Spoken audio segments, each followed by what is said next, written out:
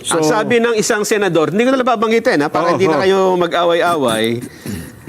Kung mapapatunayang nating peke ang notaryo, mawawalan ito ng bisa at bababa ang kredibilidad ng testigo. Sinabi ng isang senador. Oo. Sinabi niya. ano yung senador? Abogado, Abogado po ito. senador na abogado. Abogado. Sige po. Oo. So, paano po yun, Sen?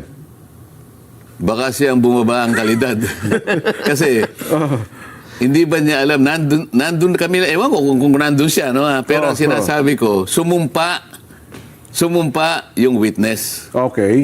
Si Gutesa. So ano man yung pagkukulang, halimbawa, aminin na natin kunwari lang, granting na talagang hindi yung pumirma, granting na nakuha ni Gutesa yung pangtatak. Ano? Yung, Stamp na meke. Yung stamp. Pagkatapos nakuha pa niya yung notarial register na nakatago Pati yung mga numero. Makapal na libro, journal yun eh. Opo. I-assume natin na alam niya kung saan niya kukunin yung number. Siya yung naglagay, ano? Pagkatapos nakuha niya yung dry seal, at siya yung naglagay ng dry seal. Okay? O, di peki talaga, no? Kaya lang sumumpa nga siya. Humarap siya sa komite. Pagkatapos, binasa niya yung kanyang sworn statement. At pagkatapos nun, in-interpellate siya. Oo, pinagtatanong pa po siya doon. Buong bansa ang nakikinig. Parang, ang ibig lang sabihin nun, nawala na, kay notaryo wala. So hindi. Doon na napunta eh.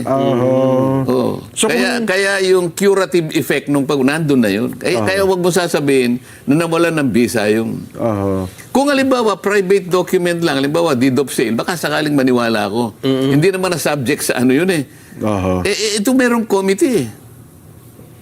Ayun. Di ba? So kung pumunta doon, halimbawa, natapos po siya ng sa kanya pinanotaryo, wala rin diferensya yun, Sen. Ano na, natapos siya. Walang notaryo. Sinabi nyo, pwede ba yung statement mo, ipanotaryo nyo after nung siya humarap sa pagdinig? Oo, kung kakailanganin pa. At para lamang lahat ng nagdududa masatisfy kahit hindi na kailangan. Sige, panotaryo nyo uli. Wala namang problema kung panotaryo mo.